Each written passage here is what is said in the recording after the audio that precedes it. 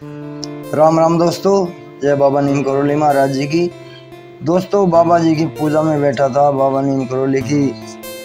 तभी बैठे बैठे एक एहसास हुआ, बाबा जी की ही ये प्रेरणा है और मैंने इसे लिख दिया ताकि मेरे भाई इस प्रेरणा को सुन सके। और एक ये एहसास है, सत्य है, बाबा जी ने ही ये प्रेरणा मुझे दी है, तो इसे सुने और पूरा सुने। आपके मन को, आपकी आत्मा को एक नई राह, एक सच्चा ज्ञान मिलेगा। ये मेरी बाबा नीम करोली जी से प्रार्थना है, क्योंकि उन्होंने इसे लिखवाया है। तो शुरू करते हैं दोस्तों। ये जीवन एक जंजाल ही है, ये तो परम सत्य है। अगर कोई मनुष्य अपने जीवन में परमात्मा के लिए कुछ समय निकाल ले तो वह इस जंजाल से मुक्ति पाने का एक रास्ता बन सकता है। इच्छाएं तो जीवन भर खत्म नहीं होती हैं, एक इच्छा पूरी होती है तो मनुष्य में दूसरी इच्छाएं जागृत हो जाती हैं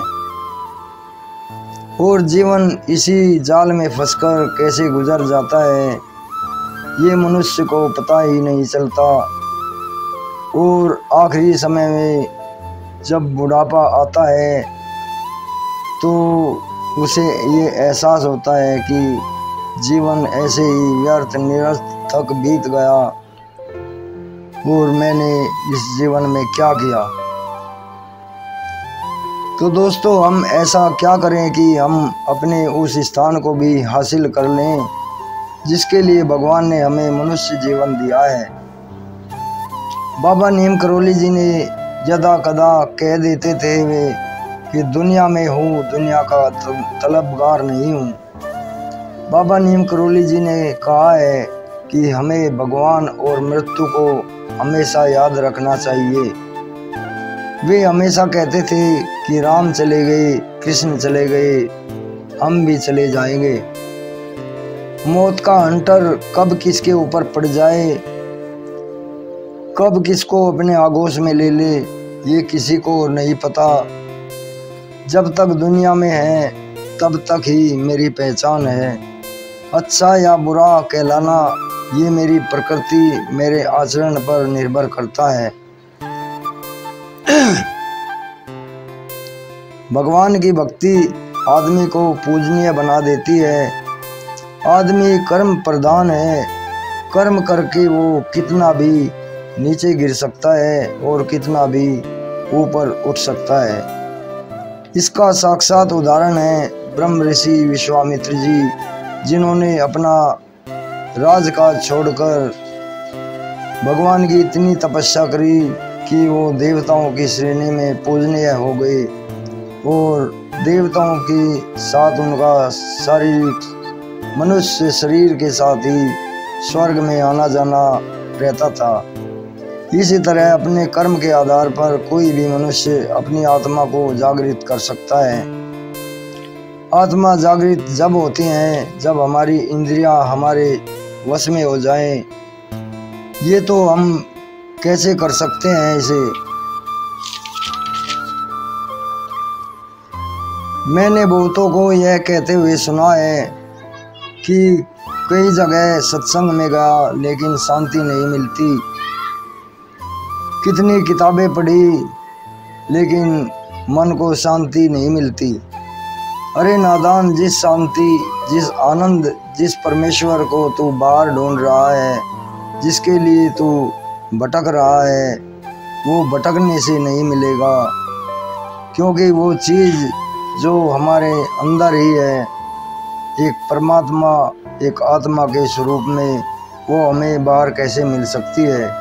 वो हमें अपने अंदर अपनी हमारी आत्मा को जागृत करके मिल सकती है।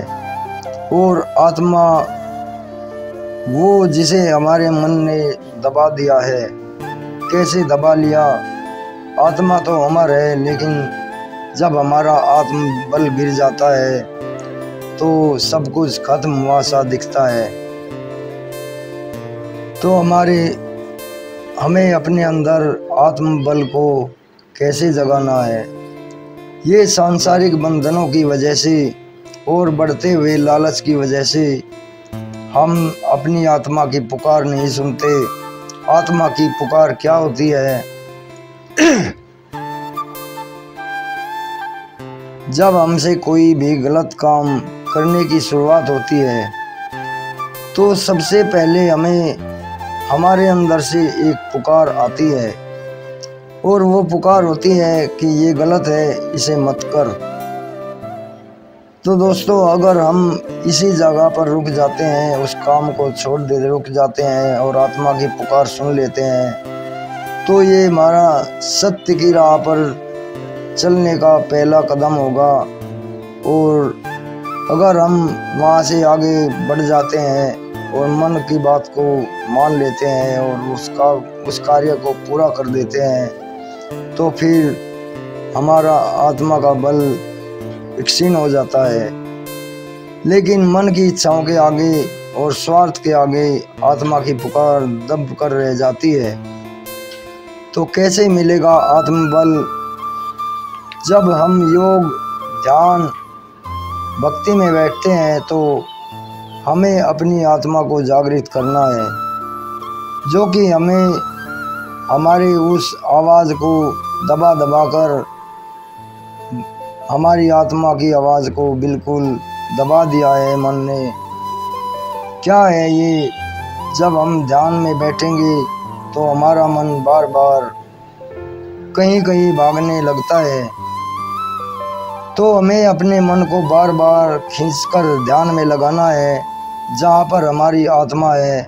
दोस्तों, ये मन कुछ दिनों के योग ध्यान से हमारे से दूर भागना बंद कर देगा और मन और आत्मा जब एक साथ उस परमेश्वर का ध्यान करेंगी, उस परमेश्वर की तरफ एक कदम उठाएंगे, तो हमें हमारा आत्मा का बल मिलना शुरू हो जाएगा और फिर हमें हमारी इंद्रियों पर पूरा अधिकार होगा, वे हमारे वश में होंगी। ये एक दिन में नहीं होगा, ये रोज़ ध्यान योग करने से ज़रूर होता है।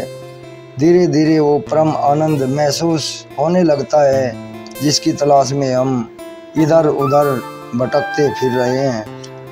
हमारी आत्मा को परमेश्वर के ध्यान से बल मिलेगा और फिर हमें हमारे व्यवहार में चमत्कारिक बदलाव महसूस होंगे।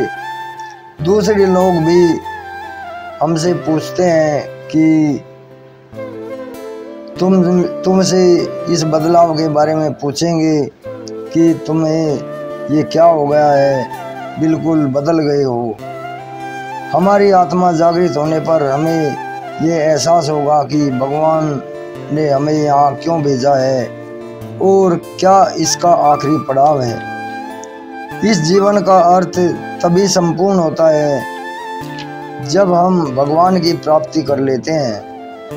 जीवन यापन तो पशु पक्षी जानवर भी अच्छी तरह कर रहे हैं। बच्चे पैदा करना, उनका पालन पोषण करना, खाना पीना और उसे बाहर निकालना, इसी भागदौड़ भरी जिंदगी में पता नहीं चलता कि जीवन कब गुजर गया और बुढ़ापे में हमें यह एहसास होने लगता है कि हमने अपनी सारी जिंदगी व्यर्थ ही गंवा दी, हमने कुछ भी नहीं किया भगवान की प्राप्ति के लिए। तो भगवान की प्राप्ति कोई भी मनुष्य कर सकता है, इसमें तनिक भी संशय नहीं है। और जो मनुष्य एक ठोकर खाकर खड़ा होता है तो वो ऐसे मजबूती से खड़ा होता है कि फिर ना तो गिर सकता है। दोस्तों, इस पूरे सत्संग को मैंने बाबा नीम करौली की प्रेरणा से कहा है, ये सत्य वचन है।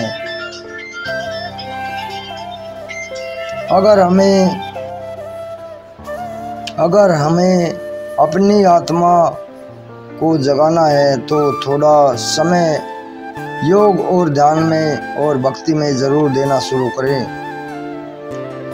जहाँ तक हो सके सबके साथ अच्छा व्यवहार करें क्रोध और अहंकार को धीरे धीरे अपने से दूर करें।